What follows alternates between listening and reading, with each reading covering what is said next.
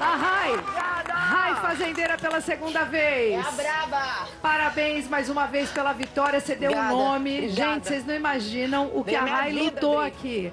Porque ela chegou por último, na última fase. Então, assim, o Valério tinha disparado na frente. Foi muito bem.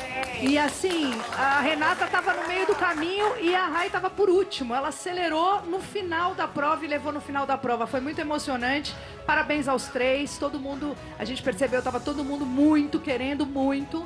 E você levou a melhor e a nossa fazendeira. Use esse chapéu, essa Pode coroa deixar, com muito carinho, muito com amor. tudo que você quiser, tá? Obrigada, Adri.